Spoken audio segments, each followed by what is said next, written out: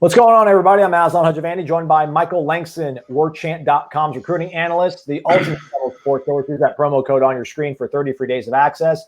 And before you do that, or maybe even after, sign up first for that. Give us your money. Then hit the thumbs up button, the like button, subscribe to our YouTube channel. We do a few things over here that are pretty cool, but nothing as awesome as what goes on over at Warchant.com. Michael Langston always staying busy with the hot boards. I think he has an entire wall in his living room devoted to the hot board and depth charts. Let's start on the defense, I guess, Michael. Odell Hagens, a coach, maligned by some for some reason. Who knows why? He might have the best defensive line in the entire conference this year, but it's not enough for some people. What's Odell and the staff cooking up on the defensive line, especially on the interior? Yeah, that's the key. And I'm not going to lie, there is concern there because, that's a big position. They just lost out on Marquise Robinson to Auburn the other night. So this is a position FSU needs to hit. And so far they have zero commitments. But there's a few guys I think you certainly keep an eye on. I mentioned Marquise Robinson. That's a guy that's committed to Auburn. His dream school is FSU. He's on our list, but I'm not going to go into detail too much about him. We got to wait and see. I think he wants to see what the season's going to do with FSU, and then kind of that's one that I think they can come back to. Now, the number one guy that's on their board would be Tywan Malone. We've talked about him many a time with me and Aslan. He's out of New Jersey.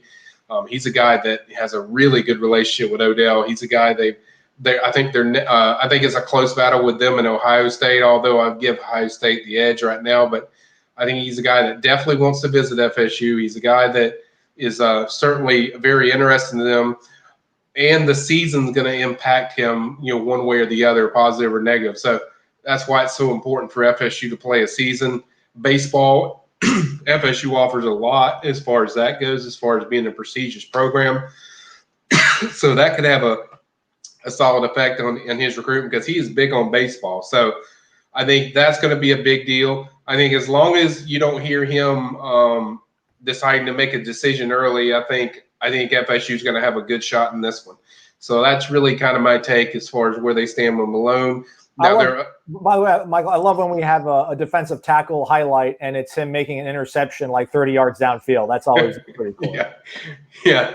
And then there's several other big targets. Lee Hunter, an Auburn commit. I continue to hear that Odell is in constant contact with him. He's, like I said, committed to Auburn. He visited FSU 2 times. He's going to officially visit FSU sometime at this point. That's kind of the plan, which me and Aslan talked about. That's pretty big as far as you got to get these official visits done. So that will be a big deal if they can get him on campus for that. I think he's firm and comfortable in his pledge a little bit, but I think he hits up FSU a lot. So he's a guy to certainly watch as far as FSU goes.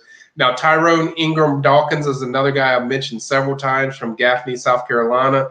He's close friends with FSU commit Joshua Burrell.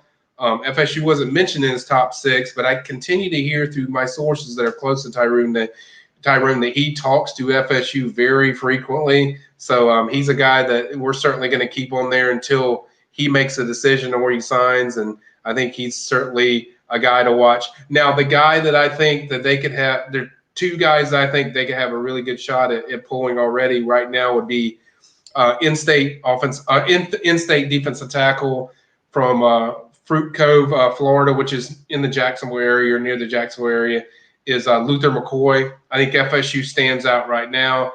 That was kind of his dream offer early on. They've really pushed for him, so he's a guy to kind of watch. I think FSU sits in a good spot there.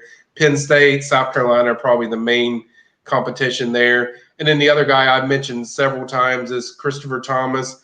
He's committed to Florida. He's out of Fort Myers, Florida, Dunbar High School. I think he eventually flips to FSU. So I think those are 2 guys that I think they're sitting okay with. But and then there's other guys like Savion Collins, who's committed to Miami, and Jalen Williams, JUCO defensive tackle, guys like that I've mentioned before, but that we're going to keep an eye on. But as I said, Odell Hagens has to really hit this class really well. I think they need between 3 to 4 defensive tackles in this class, and certainly not getting Marquise Robinson was a big blow. So I'm not going to lie, I am a little concerned just where things are at currently. I'm not going to just be judge juror right now, but it certainly they need to really hit this position. So it's going to be a crucial year, and it's even more crucial they play the season. So certainly there's some big targets in there, and we'll see if FSU can obviously play the season and land some of these guys. Recruiting insight on the Florida State beat, courtesy of Michael Langston, doing it the way only he can. Thanks for joining us as always, Michael. You got it.